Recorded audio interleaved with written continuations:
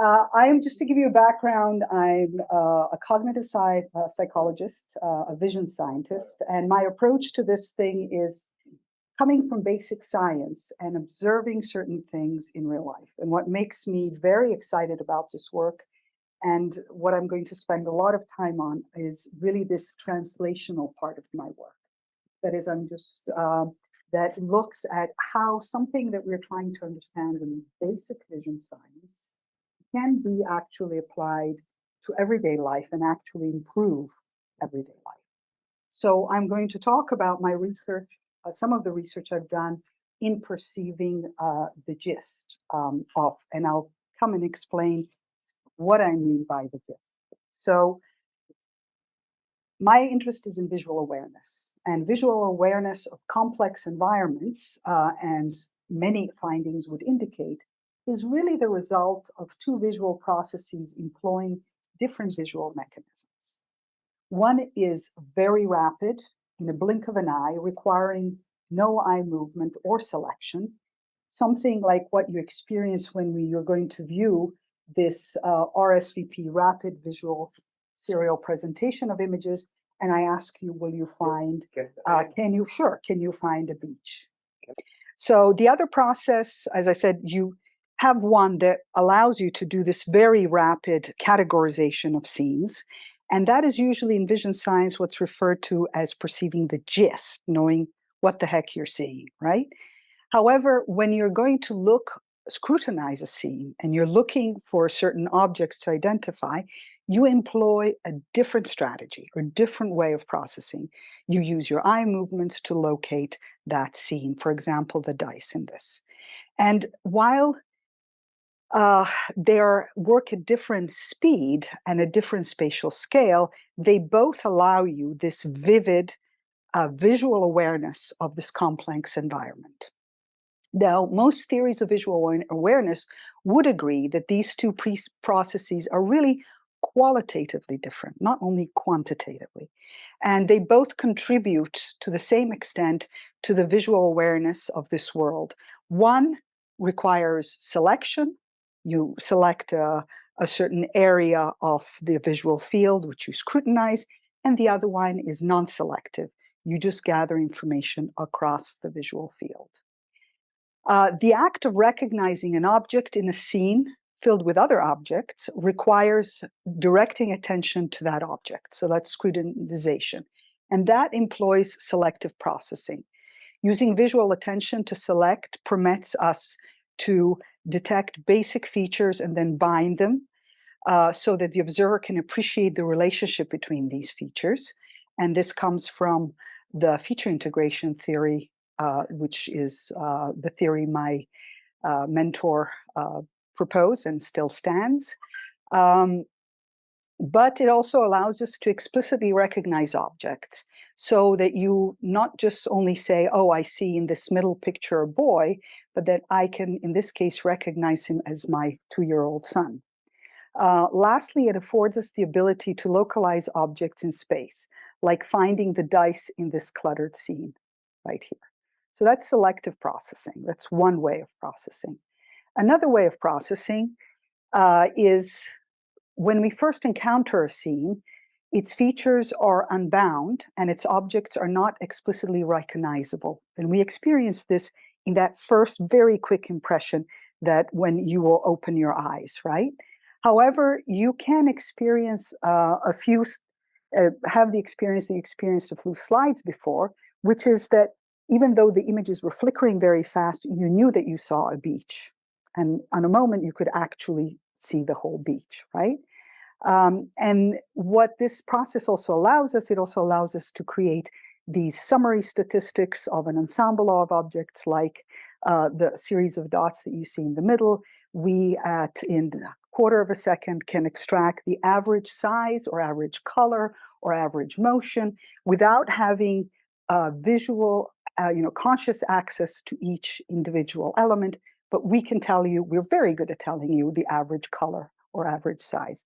What it also affords us is also detecting certain mid-level features that we call diagnostic features. So if I briefly flashed that last image to you for 20 milliseconds, we were talking, you would be able to tell me, I don't know what it is, but there's a bird in there. And the reason that you do that is you probably have picked up on a very diagnostic feature, which is the wing, right?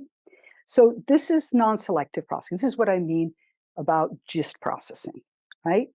And today I want to draw your attention to this very rapid way of processing of complex information that we only acquire in the blink of an eye. I'll show you the results of studies that give you more information about how this type processing might function when we're looking at real world scenes. Then I'll try to make the argument that the visual system machinery can be applied to medical images that are specialized, that look at that are specialized class of scenes. And I'll finish with making the argument that what we perceive in the blink of an eye is not just an oddity, but can be used to improve our life and to save lives for that matter. So let me start with just looking at real world scenes. As I said, there are two processes that work in tandem, and both allow visual awareness of the complex world and environment they live in. However, they look, as I said, they work on a different spatial and a different time scale. So you don't have a sense of a disjointed way because because of that, the way they work together seems seamless. So some research has postulated that because gist extraction is so rapid that it is mostly likely extracted in a feed-forward manner, sweep, through the visual system hierarchy, and that no attention mechanisms are needed. Being an attentional researcher, that really bothered me because I thought that was a bit too much. There's no magic there.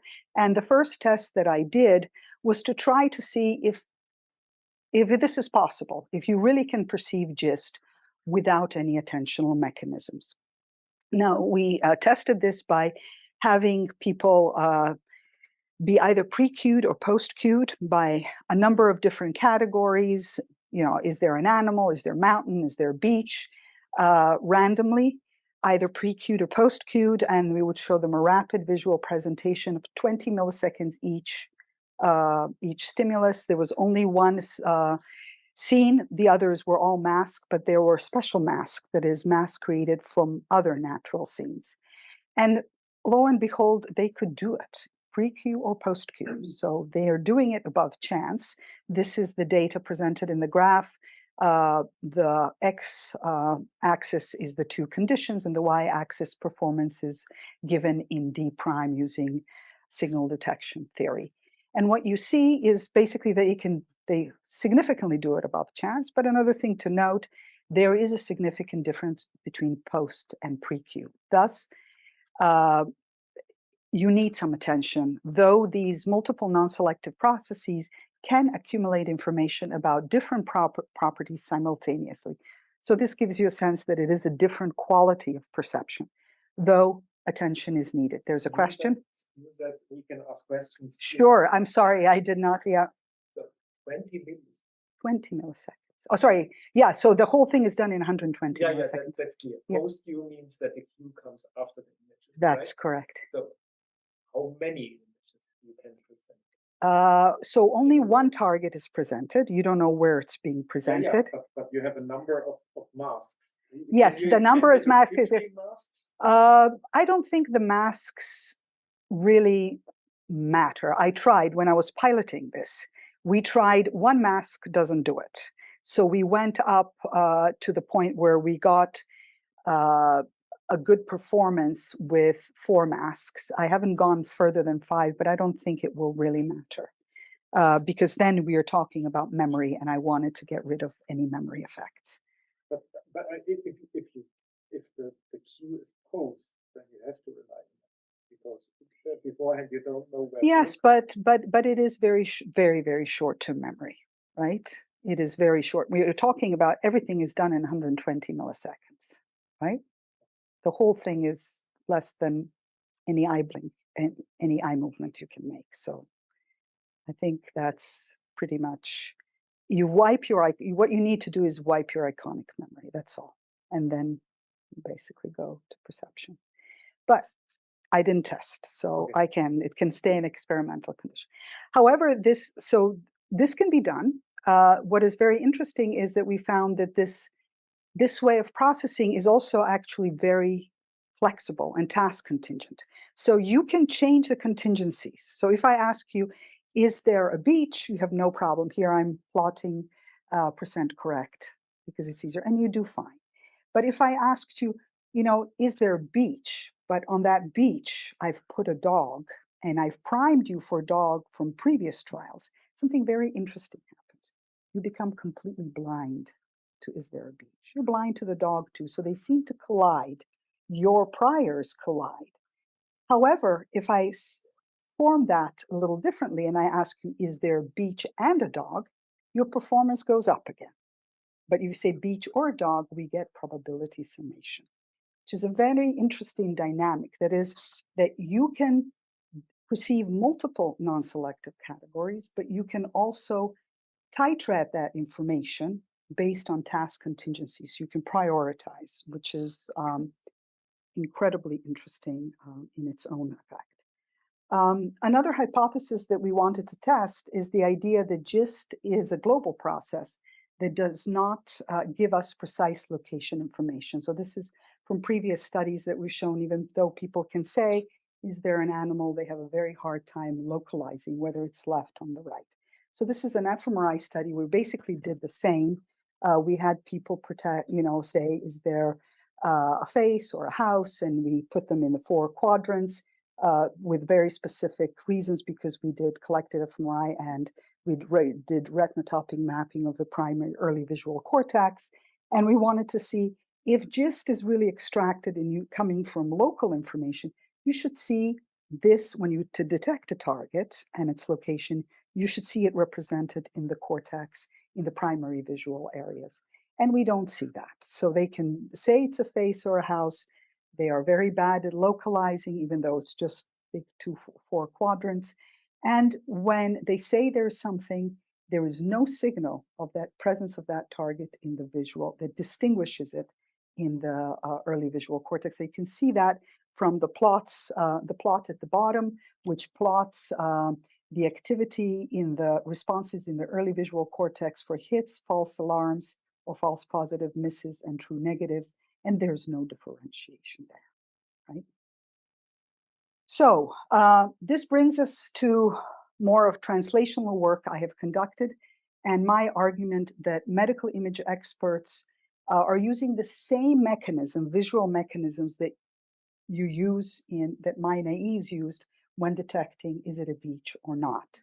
And this type of processing is the same whether you apply to real world scenes or to scenes, more unnatural scenes, which I refer to as medical images. And we have, so my lab and others have shown that you can extract a lot from medical images, and radiologists are able to detect whether there's cancer in chest radiographs in 750 milliseconds. I've shown you can do this in 1/4 of a second in mammograms. In micrographs, and there's more recent work on prostate multiparametric MRI. So independent of the modality, we radiologists who are trained to find cancer can extract what I would call the gist of the abnormal. That is, they are able to detect that there is cancer. Obviously, this is not how you want radiologists to work. But it is real. It's not selective memory. And let me just walk you through to convince you that this is, even though a small signal, a very robust signal, and the nature of it, and try to convince you why it is important. So the paradigm that we used for the rest of my talk is this flash paradigm, which is very simple. You show fixation cross, you show bilateral mammograms. So both sides. I chose to concentrate on mammography, though, as I've shown you, it can go in any modality, imaging modality. So both mammograms. Then we did different times, but most of the time we do half a second because it's a nice amount of time, which limits you to, if possible, 1 saccade, and people very quickly stop saccading, but just observe centrally. Then you show a mask, which is basically a white outline of the breasts for the same amount of time. And then you, sometimes I ask them to localize the lesion if they think it's there on that mask. And then I ask them to rate how likely is that there is an abnormality from 0 to 100. And what you see, to their big surprise, whenever they do this, they get very angry at me because they believe that this is impossible, this is not how you do things. And after they've done it, they say, I think I responded by chance. And they're far from chance. They're well above chance at from quarter a second to 2 seconds. You will see that this is work that's been done across 80 radiologists. I'm plotting here ROC curves. You probably are familiar with them. It's basically an ROC curve is a point when plotting the false alarm rate against the hit rate at different confidence points, right? From 0 to 100. And that gives you a nice curve. And as you can see, they're all doing above chance, even though they have a sense they're not doing this thing at all. So there's the signal. It is small, but it is very robust, and I've replicated it now 20 different studies. So first thing that comes to mind, and any radiologist would say, or a vision scientist would say, well, what is this that they're seeing, right? One first candidate would be breast density. Now that is an important indicator because actually breast density is strongly correlated with onset of cancer. And there are 4 levels. Very fatty breasts that are level 1 tend rarely to have cancer, whereas more dense breasts are more likely to have cancer. It's also kind of convoluted by the fact it's harder to see cancer in dense breasts, right?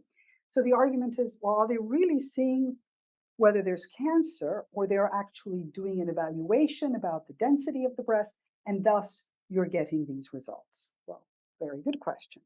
We tested that. So what we did here, I'm again plotting the false alarm rate against the hit rate, ROC curve. The green line is the performance on our flash paradigm. The dotted black line is the performance they would have if they just did their assessment of breast density. And as you can see, it's at chance. The mic has gone. Oh God, sorry. No, I am so sorry for people on Zoom. I really apologize to everybody. Okay, now hopefully it will not slide away. So it is not. So ratings are not correlated with assessment of density. It's not density. So there is a different signal. What is that signal? Another characteristic of this signal is when we did these studies, we asked, as I told you, radiologists to have the impression and then localize before giving their rating. And their localization, independent how confident they felt out of it, because I'm plotting the rating confidence at the bottom, is actually a chance. They have no idea where it is. They know there's something there, but they don't know where it is. So my argument is that this is actually a global signal. It isn't a local signal. They're not sensitive to something very specific, but they're sensitive to a certain global signal, to the texture of the parenchyma. Okay, they're sensing that.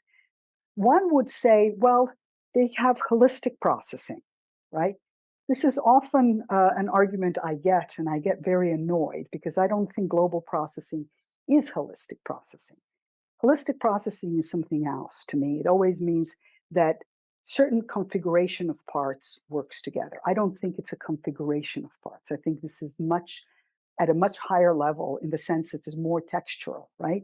So this study was a result of a very, how shall I say, a very heated debate between me and Jim Tanaka, who does face processing, who said, oh, this is holistic processing. So we decided to do a study together. And this was done on radiologists, and we applied a classic inversion paradigm where, if you're familiar, the way that they say that there's holistic processing for faces is to, once you turn them upside down, your performance actually deteriorates because you lose that holistic processing and identifying the face. While I thought that would make no sense for mammograms, we still went ahead. So we had a group of experts and radiology residents do this both paradigms, the inversion paradigm for faces, and then we did it for mammograms. For faces, we asked about the emotion. Was it happy or sad? And for mammograms, was there an abnormality or not? And this is data, again, plotting sensitivity, not ROCs, but sensitivity on the y-axis and the x-axis are the different conditions. If you look down at the lower graphs, you will see, I don't think I can point, lower graphs, you will see the performance of both experts and residents on faces, and we get this classic inversion effect, independent whether you're radiologist expert or resident. However, the top one shows the performance on mammograms, and you see the inversion effect. You see the inversion effect in experts, but not residents. And Jim was sent, oh, this is it. This is definitely holistic processing. I said, but you, one small caveat, we presented this at 1 second. That's a hell of a long time for GIST processing. So under my insistence, we did it for a quarter of a second, which is more on the form of GIST processing. And lo and behold, the inversion effect, the experts are still better than residents, but lo and behold, there is no inversion effect. So while GIST is not holistic processing, but holistic processing can be applied to mammograms, I believe. However, when I say global processing, it is not holistic processing. Another further evidence that GIST is something different than holistic processing is that if we took away that time constraint and we said, okay, I'm not going to mask this image, I'm just going to show it to you, and just give me your first impression, we see really no strength in sensitivity. It doesn't go up. So this is at the two graphs, one shows on your right-hand side at half a second and a no time limit, and you'll see that the increase in sensitivity or D prime is only slight but not statistically significant. But I think the reason things don't go our way is that the sensitivity just doesn't change. However, criterion does, and that's the C that I'm plotting here. So you see that the criterion, when they have 500 milliseconds, is close to 0. That is, they are unbiased. As you give them more time, their decision criterion moves to more conservative. It goes to 0.42. That's a very conservative thing. And I think that is because once they have time, once that first impression of GIST has gone, they are going to start employing the other process, which is the selective process, and try looking for things. Now, a D prime of 134 is quite high, because if you consider that in normal clinical situations, the maximum D prime for detecting a cancer, when you have all the time to scrutinize, is 2. So we're not far away from the best performance. So in reality, this is a global signal, it's not holistic processing, and there is this trade-off that happens right after that. There's also converging evidence that this is a global signal from another study. So as I told you, usually radiologists look at 2 breasts, but we wanted to see what happens if we just show them 1 breast. And if it's a global signal, then if it's this cancerous case, it should be in both mammograms. Okay. The reason this is, even though one is diagnosed with cancer, the other one isn't. The reason I'm saying is this because there is an established work from pathology that finds that once a woman has cancer, there are cancerous cells in the opposite breast. So there's pathology work on that. Will they develop to a malignancy? It's not known. However, that is why there is always after cancer has been found, these women are followed continuously because there is a possibility the cancer will develop in the other breast. But if we look at the cellular level, we already see changes.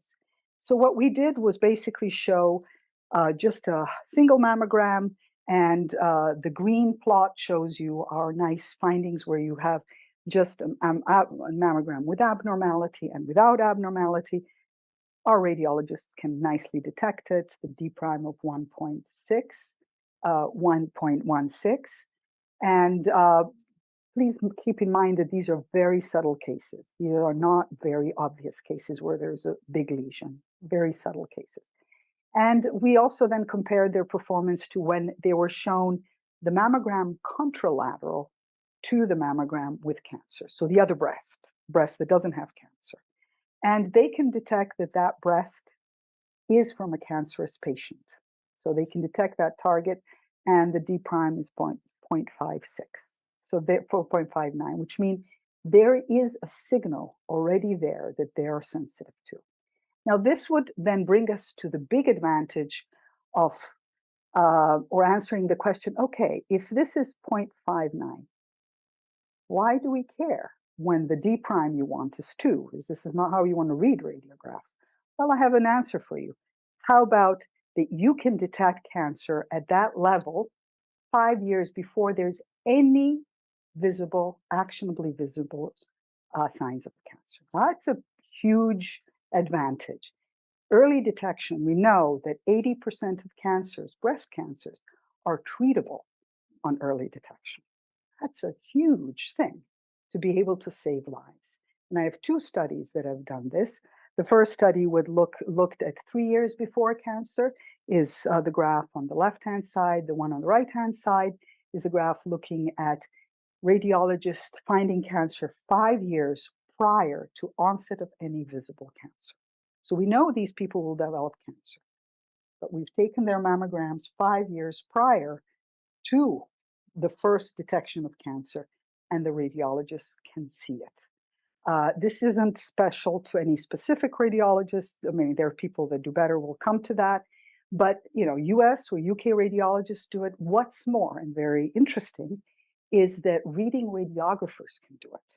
Now, reading radiographers is a specialty thing. I think it is in Australia and UK. I don't know if they do it in Europe, not all of the countries, because it's when you do screening radiology, which is practiced with mammograms, there's a huge number of them. And it's what you really want is to have double reading. That is, have 2 people read it for obvious reasons. It's a very hard call, and you want to reduce false callbacks, but also want to maximize finding things.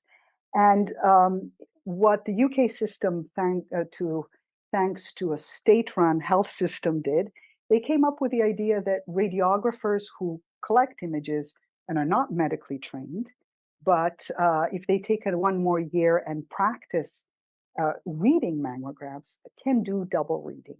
And that's the last chart at the bottom, is the performance of reading radiographers, and they're as good as any radiologists, which is really interesting and kind of foreshadows where I'm going with this signal. So it's very important. Now, as a vision scientist, say, okay, we know it's a global signal. We've established that. It's something that they can perceive even years before. However, they don't know what they're looking for, right? So let's figure out what is it that their visual machinery has tuned itself to, right? What is it that they are picking up? Now, we know that the hypothesis is that we've tuned our system to naturally occurring regularities in the world. And that's how I can, in 20 milliseconds, tell you, is it a mountain scene or a beach scene that I'm seeing for the very first time? Well, they're tuning their system, I think, to the statistics of an abnormal or normal parenchyma, and are able to do this. Now, the first thing as a vision scientist you would do, you say, well, maybe it's in certain spatial frequencies. And this is the first test that we did, which we did a very crude. We asked our radiologists to detect cancer on completely unfiltered images. This is our baseline. Then we took the same images and either high pass or low pass filtered them. That is, either took out all high spatial frequencies or low spatial frequencies. And to a bigger surprise, when you just showed the low spatial frequencies, they did actually quite poorly, still above chance, but poorly. However, when you just left the high spatial frequencies or fine detail, they did as well as having the whole mammogram. which is very interesting, which would mean that the GIST signal might be in these high spatial frequencies. So we did a follow-up study that took a range of high spatial frequencies, a narrow band, and we worked from 0.5 cycle per degree, 1 cycle per degree, 1.5, and 2 cycles per degree. These are how the mammograms look. 0 is the original, and then those are the cutoffs that is they take out the low spatial frequencies that are below 0.5 CPD and so forth. And very important, these are contrast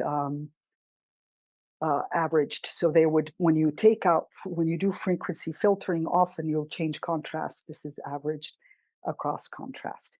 And what we find is what you was graphed on this graph above, very colorful graph.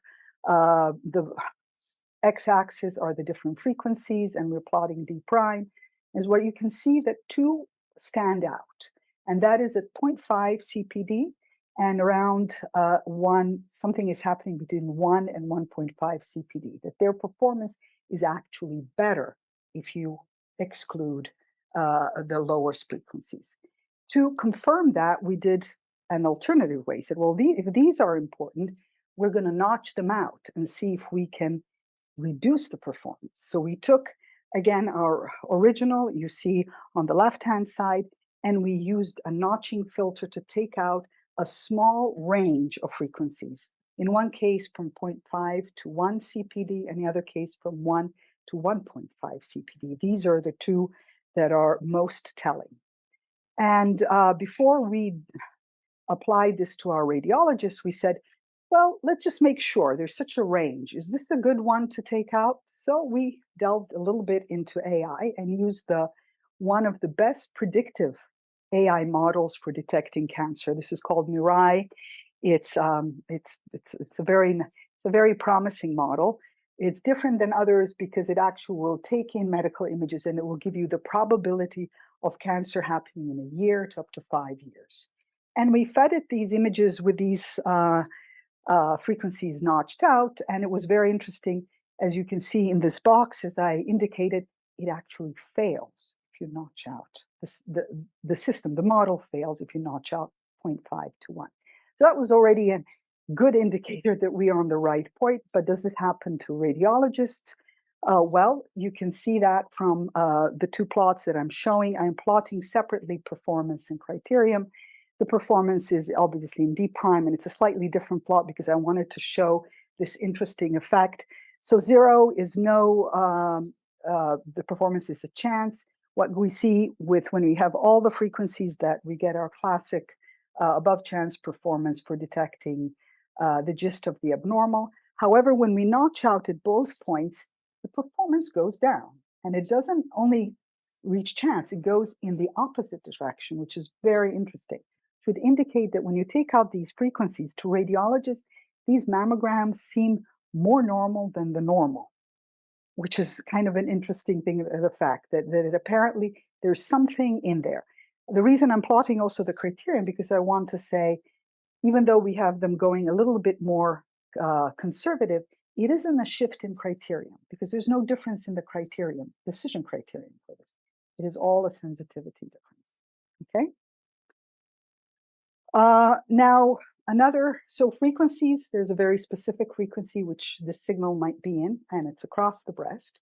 Another very important aspect in this specific modality is breast symmetry. Now, I mentioned before the reason they love to see both breasts together. And they do that just because, from experience, they say, we like to see it because it gives us information.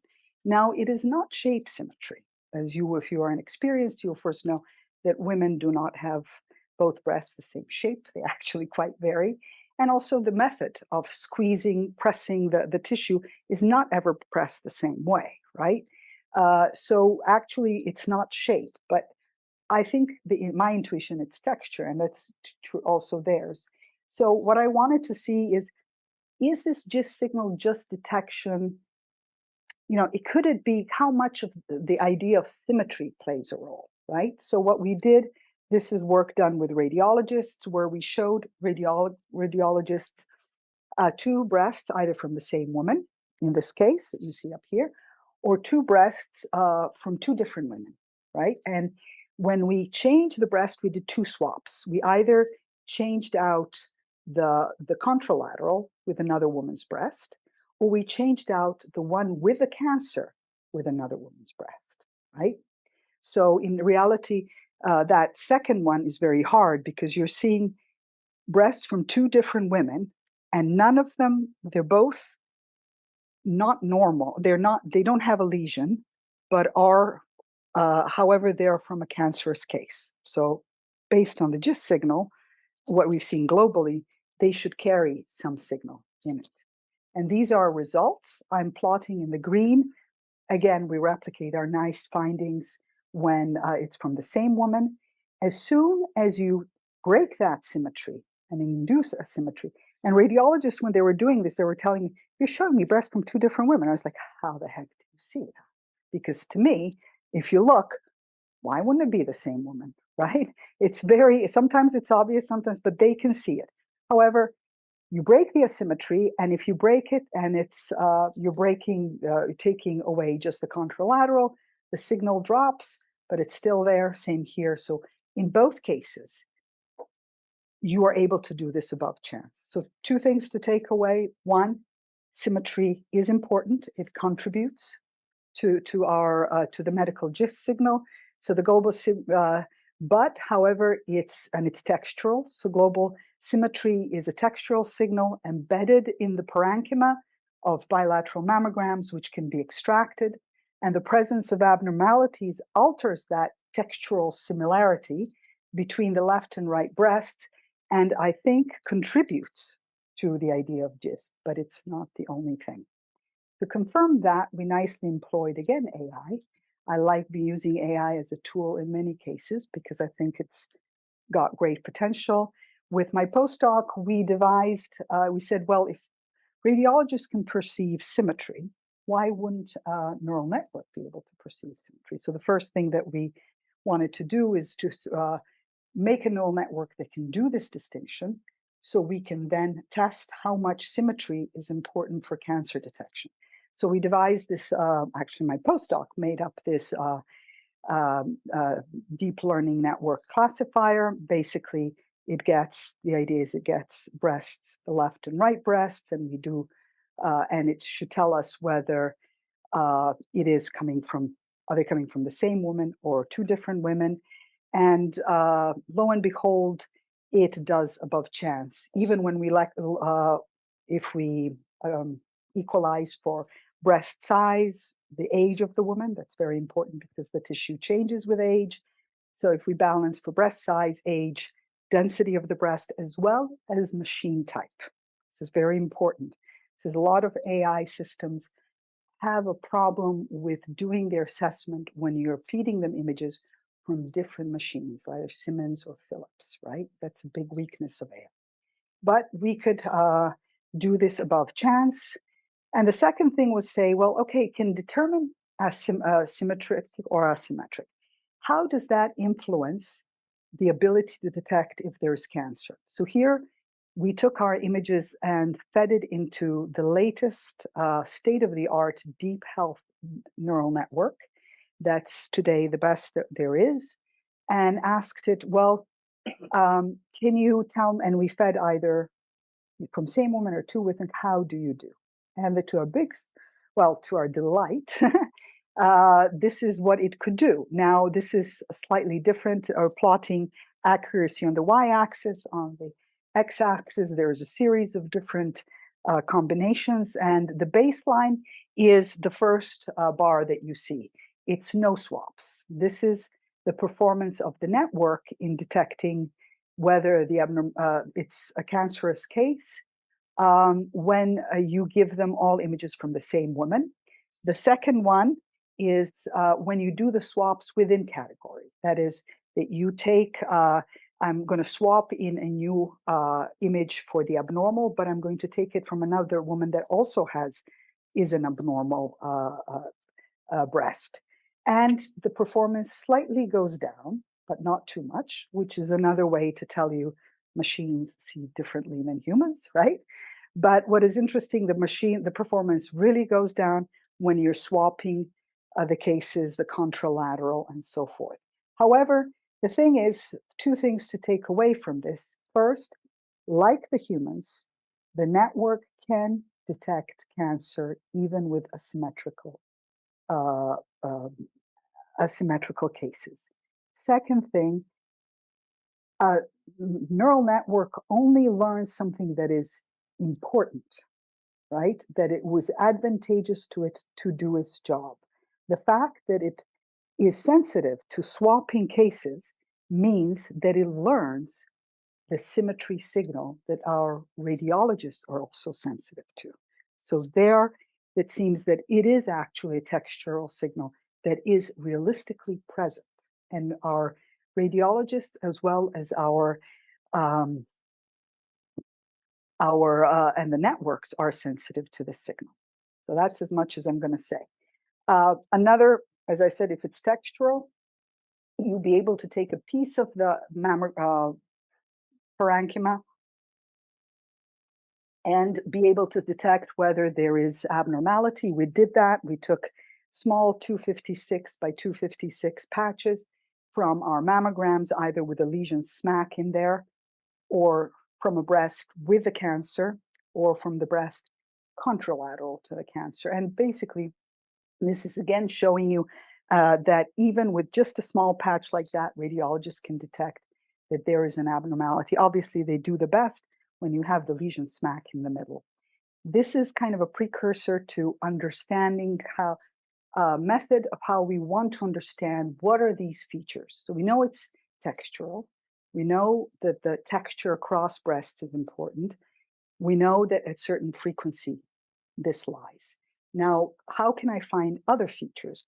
Well, the first model that we've tried out was the Portilla-Simoncelli model that's been tried with natural scenes where you extract the spatial structural regularities and you can recreate a natural scene that will fool people to say whether that it's you know a beach or a mountain. And we did the same. We took fed our mammograms through this Portilla-Simoncelli model, trained on it, extracted the regularities, and then took white noise and applied those regularities to new patches that were generated patches. Now, local lesions were gone because you disrupt the local signal, but the statistic overall is the same. So we showed the radiologist these patches and said, determine whether there is an abnormality or not. So the left-hand side is performance on real patches, right-hand side is on synthesized patches. And what you see is that in synthesized and real, radiologists are able to do it. But what's interesting, when there is no visible lesion, so like priors and contralateral, radiologists rely on these textual descriptors of performance, and the performance on synthesized and real is the same, it's comparable. So on the top two graphs.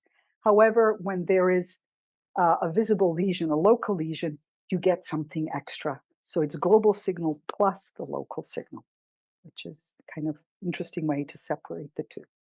Now, when I think I presented this, Jürgen had this idea. He said, well, you know, it's just images. How about just doing a Fourier transform and put it into Fourier space and look at the power frequency spectrum. And maybe you can see differences on the power frequency spectrum between abnormal and normal. And here, why this is not very exciting is the fact that they completely overlap. Jürgen, I'm sorry. There's nothing in the Fourier space there. However, that's not the end. What we did was to say, well, maybe there is something between us. So we trained an SVM to distinguish between normal and abnormal Fourier features, then identify which features are most important to the SVM when telling apart the normal from abnormal. And while this is a very big list, the way to look at this is all of these features that have a stronger either red or green, or this is across different frequencies, are the ones that are important for that SVM in distinguishing between the two, and it's above chance. So while it's a whole bag of features, we at least have identified from 1,000 come down to 100 that we are testing. What is also, this is ongoing work, so this is as much as you're going to get. But the thing that is very exciting is that if we fed them those filtered images, remember the ones that I notched out?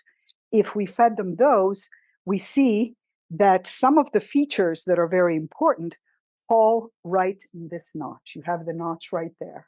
So it seems that even though not only here, because there's others, these play a role also, and you have a different frequency.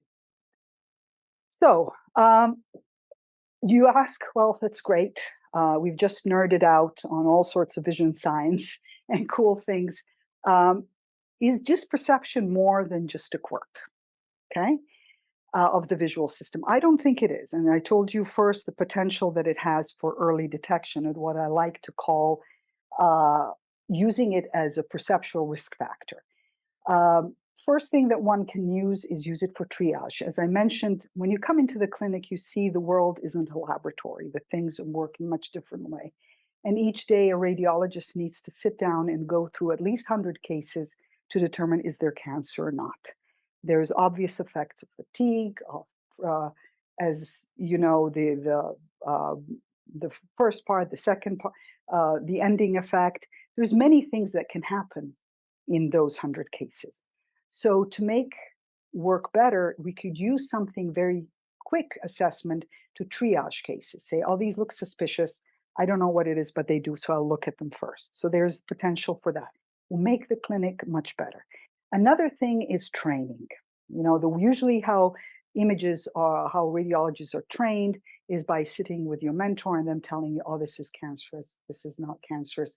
And it's just very laborious, very, very different depending of who is doing the training, how many hours you have. It really varies. In the US, you just need to read 500 cases when you're certified. In the UK, you need to read 5,000 cases. So there is always this need for finding a better way to train and not train only from the book. So I'll present some of the work, which after this is to show that we have a possibility of training something like this, even without radiologists really knowing what is it they're looking for. Another one that's very exciting is this perceptual risk factor that I said, is that if you can detect cancer 5 years before onset, even at such, relatively small D prime, you can assume that you can individualize medicine. You can say, okay, I don't see anything here, but this very suspicious.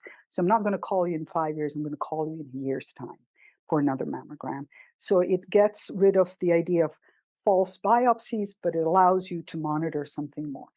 And what I'm also trying to do is, there are already AI, it's coming. And lots of my work, when I first was putting this out, everybody, doctors would say, why bother with this? AI is going to do all of this. That is not true. Eventually, but we're far away from it for many reasons. And we can talk about that, why I think that is. However, why not, if it's coming, why not make it a better AI? And it has a lot to read, because most of these networks are made based on how we think the human brain works, how we think the visual mechanism works. So why not use what our evolution has provided for us to understand it and build it into AI systems so they're more reliable and have an up on better versions of us, let's say. So as far as the triage, so I made a hypothesis that it's radiologists tuning their visual system to this regularity that happens also in mammograms. And to test that hypothesis, the idea was, well, can you teach completely naive observers to some extent to detect that signal? Now, you're going to ask, have I done it with naives? Yes, naives are a chance. They don't see it. Unless it's a big mass in that, they can't tell. But you can train them. And this is interesting. So this is a study we did out of the blue. We took 15 completely undergraduate naives, and we said, okay, we're going to train you to detect cancer in breasts. And it's 10 training sessions of 1 hour each. It was very hard to determine how many we needed, but we just wanted to see proof of concept. And the way we did the training, we would do 200 mammograms. These were all variety of mammograms, obvious, subtle, and priors. Okay, so priors are really hard cases, subtles too. And we said we're going to flash it for 500 milliseconds, mask it, and then I'm going to ask you to rate how likely the mammograms are. We did a pretest, that is 200 mammograms before they had any training. And then we had them sit through 10 sessions of training where they would do the same in the beginning. We did adaptive training, not with difficulty, because that was hard, because these are natural images where you can't parametrically vary this. But we did it with time. We would first give them, as they got better, we reduced the time of presentation. And after their last one, they did the post-test, same 200 mammograms, and took their performance, and then a week after, looking at retention tests. Now, so they overall saw about 7,000 mammograms in this case. They weren't bilateral, they were single, because it was hard to get that many cases of mammograms. So here's what we see first is that during the training, we observed an increase in target detection, as well as a small increase of false alarms. This is what I'm plotting here over training sessions, the rate of false alarms and hits. A subset of 15 observers that we labeled learners also showed a positive correlation of D prime across training and improvement in performance between the pre and post training. And you can see this, what I'm plotting here is D prime, the criterion, and then the AUCs. And what you want is to look at the middle point, which is the post, where we see in these 9 learners that they've learned how to detect the gist of abnormal. By the way, we in the training, very important, which I told you, didn't tell you, is when we gave them feedback, it was very global feedback. Yes, this is a cancerous case, or no, this isn't. So we didn't tell them where it is. We just told them you're right or you're wrong. So this was all implicit learning, right? Gist of abnormality can be learned through perceptual or incidental learning in mammograms, both with and without visible lesions, because you see they even get it in priors, obviously subject to individual differences, right?